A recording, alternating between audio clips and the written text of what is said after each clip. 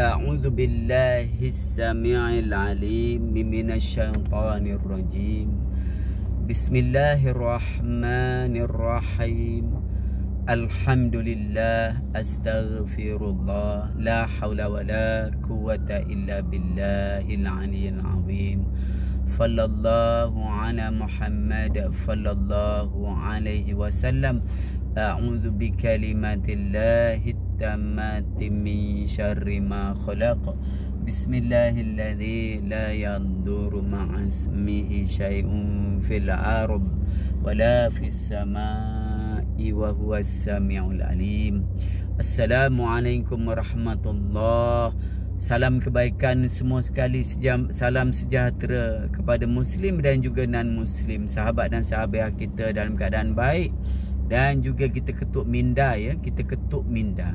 Kita fikirkan sebenarnya. Fikir ini bukanlah maksudnya dengan berfikir kalau kata benda itu menyalahi dari segi undang-undang kita terus memberontak, tidak. Ini perkongsian ilmiah. Sahabat, biasa Jumaat kita akan selalu dengar khutbah Jumaat, termasuk non-muslim yang mana berada dekat dengan masjid di dalam Malaysia. Alhamdulillah, masjid boleh didengari daripada radius tertentu, perumahan yang terdekat itu boleh dengar, syukur. Dan Jumaat, khutbah Jumaat dibaca oleh khatib itu benda yang sama ada yang dibacanya, yang memberi maksud lebih kurangnya anda kena rujuk ulama lah, iaitu kita ni kena bertakwa kepada Allah. Maksud dia luas lah tu, ya. Ada cara dia, ada fiqh dia, ada tasawuf, ada tauhid dia. Dan maksud yang lebih dalam di sini, Islam itu tidak boleh separuh-separuh lah. Walaupun perit, walaupun pahit, walaupun benda itu berisiko, kena bagi tahu. Walaupun bila diberitahu diabaikan, ataupun bila diberitahu tidak dipedulikan, ataupun mungkin ada tindakan pihak tertentu membuatkan orang yang memberitahu benda benar itu terkena musibah ataupun impak dia besar, impak buruk, ya. Sahabat, kita tengok sekarang ini, bila pergi pada tajuk teks Jumaat pada hari Jumaat, bagus, tetapi penerangan di dalamnya seperti dicari, digarapkan ayat-ayat tertentu yang cuba seperti nak menyebelahi pada satu-satu isu supaya isu yang sedia ada ini tidak ditimbulkan. Lepas tu kita, sebelah kita ini bersungguh-sungguh disuruh menjaga keamanan. Memang kita aman, Malaysia tak risau, kita tak seperti negara lain, ya. Apa yang saya fikirkan kalau begini berlaku, saya ingat satu cerita dulu pada negara jiran kita. Ketika itu pada zaman penjajah, ya, negara jiran kita pada satu tempat ada satu ulama yang seperti disetting tau, untuk menyebelahi penjajah ini. Tak boleh melawan, kena mengikut. Walaupun penjajahan itu membuat satu-satu benda yang memang tak kena menganiaya, menindas dan sebagainya, dan memang tidak mengikut pada agama. Contoh beginilah, macam ada isu, mungkin bukan dalam negara kita lah, isu berkaitan dengan benda yang memabukkan, yang terang-terangan, di dalam satu majlis pula, majlis yang di bawah kerajaan, wallahu alam. Saya rasa begitulah, mungkin bukan dekat Malaysia lah. Tetapi tak ada pula yang tampil ke depan yang ada autoriti yang memberitahu bahawasanya ini salah, gitu gini apa semua. Banyaklah sebenarnya isu.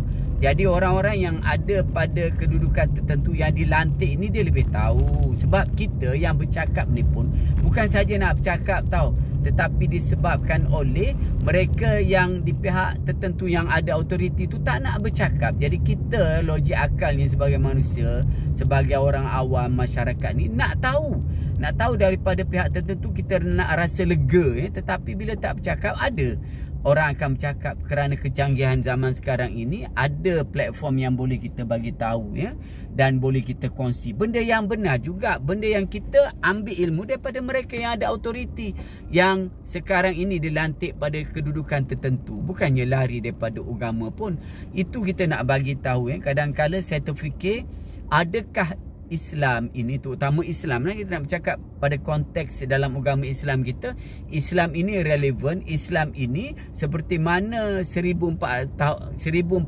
tahun dahulu, dan sepanjang zaman penggunaan segala-galanya dalam Islam itu, cuma cara pengolahan dia tu mungkin lain sedikit pada mengikut zaman, tetapi tetap pada dasar yang sama. Ataupun Islam ini mengikut pada zaman pemerintahan tertentu.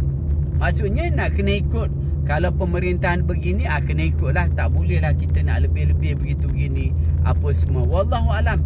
Itu semuanya saya rasa seperti yang kita dengar daripada orang yang ada autoriti juga, mengajar, memberi ceramah, memberi penerangan, salah macam tu. Jadi kita bagi tahulah begitu. Allahu Rabbi, apa nak jadi, ya Allah ya Tuhanku.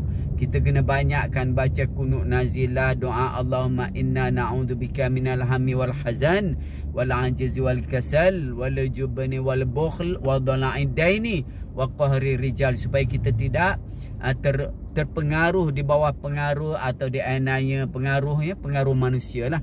Ya Allah ya Tuhan kami, bantulah kami ya Allah, bantulah kami ya Allah, bantulah kami ya Allah. Apapun sahabat, jangan marah kita, jangan sangat marah kita lah, sebab kita hanya kongsi benda yang kita dapat ilmu daripada mereka yang memberitahu, yang ada autoriti juga, yang ada sesetengahnya sudah dilantik pada jawatan tertentu, tetapi seperti mungkin terlepas pandang untuk memberitahu kepada masyarakat yang tertanya-tanya ni lah, sebab kita nak mengamalkan Islam itu secara lebih bagus, kerana kita lebih-lebih lagi orang awam ni lah, kita nak dengar daripada mereka-mereka yang di atas itu. Apapun, minta maaf perkongsian yang silap, minta maaf banyak-banyak, perbetulkan saya. Dan jangan marah kita, kita hanya bercakap atas dasar, atas benda, atas faksi, fakta. Wallahu alam, wallahu alam bisawab. Assalamualaikum.